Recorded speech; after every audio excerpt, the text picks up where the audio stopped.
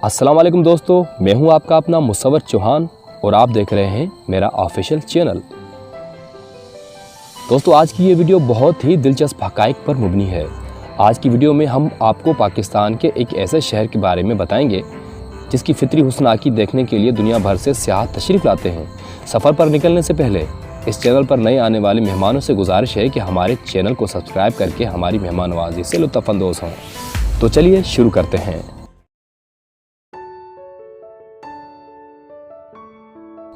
न चोरी का डर और ना ही डकैती का खौफ, माहौल की आलूदगी की परेशानी और ना ही अजनबियत का एहसास।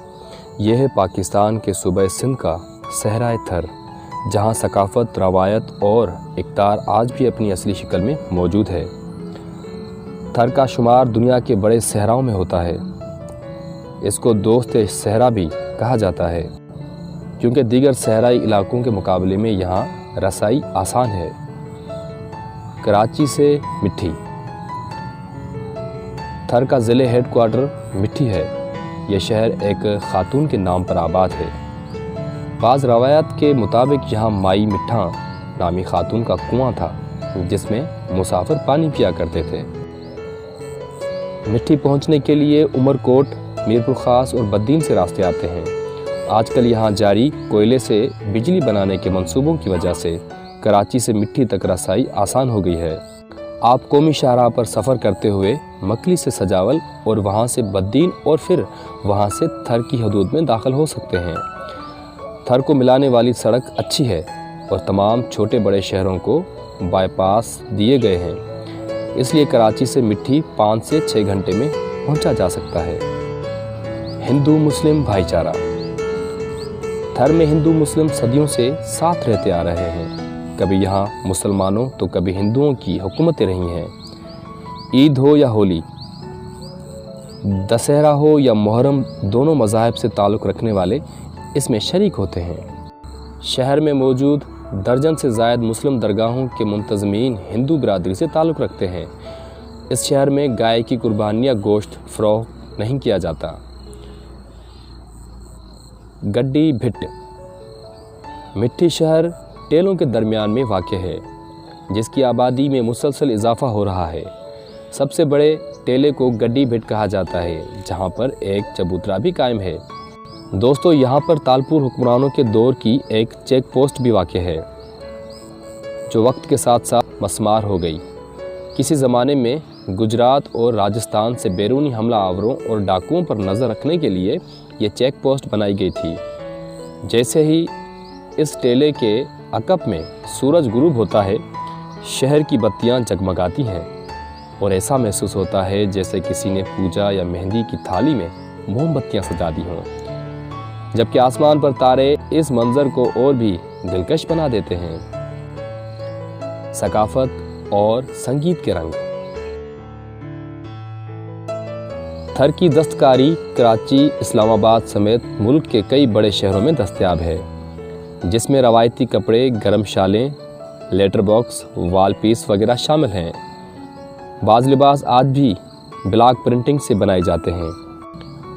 मारवाड़ी गीत खड़ी नीम के नीचे हूँ तो हैकली से मकबूलियत हासिल करने वाली माई भागी का ताल्लुक भी सहराए थर से था। खड़ी नीम के नीचे हूँ तो हैकली, जा तोड़ो पटाड़ू मना वो जानी मनी देख ले, खड़ी नीम के नीचे।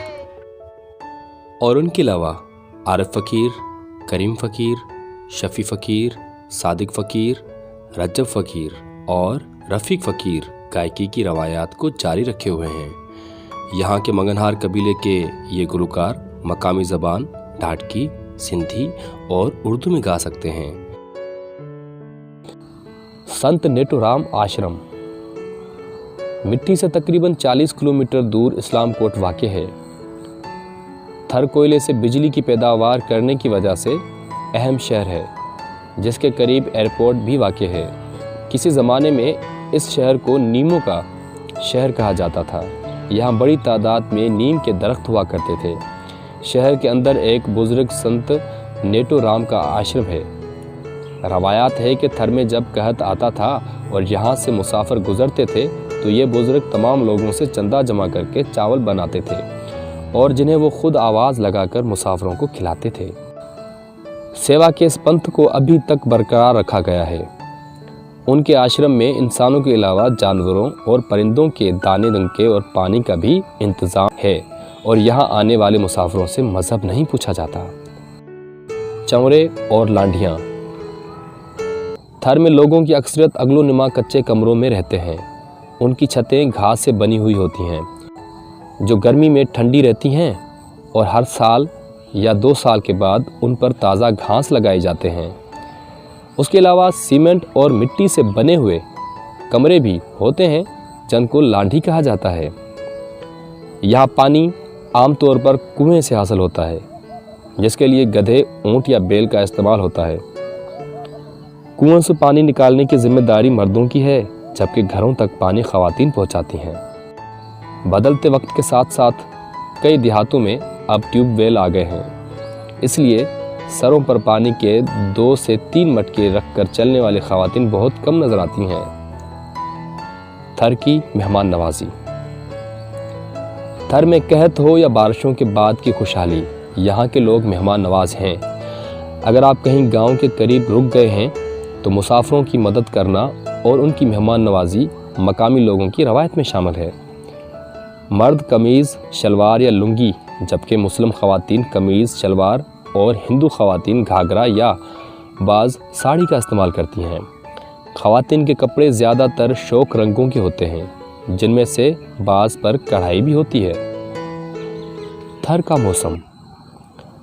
पाकिस्तान के सरकारी टीवी चैनल के लिए सहराए थर पर असगर नदीम सैयद के लिखे ड्रामा आखिरी गीत के एक डायलॉग में आबद अली रूही बानो को मुखातिब करते हुए कहते हैं, थर की हवा बाबा आदमी को आशिक बना देती है।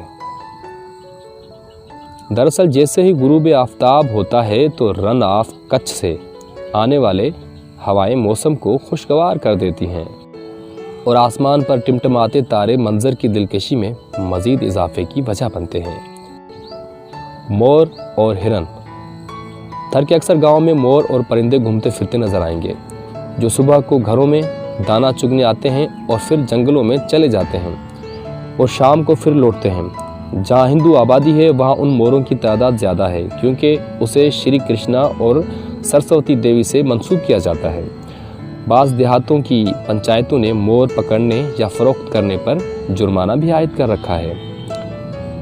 थर में हिरन और नील गाय भी पाई जाती है जो इंडिया के सरहदी इलाकों रन ऑफ कच्छ के करीब देखी जा सकती हैं। उनके शिकार पर पाबंदी है और सरहदी फोर्स रेंजर्स उनकी निगरानी करती है। नगर पार्कर और जींद धर्म। मिट्टी से तकरीबन 130 किलोमीटर दूर कदीमी शहर नगर पार्कर वाक़ है। कारूंझर पहाड़ी ने इस शहर को जैसे गोद में ले रखा है। सुर्ख ग्रेनाइट पत्थर के इस पहाड़ का रंग सूरज की रोशनी के साथ तब्दील होते हुए नज़र आता है।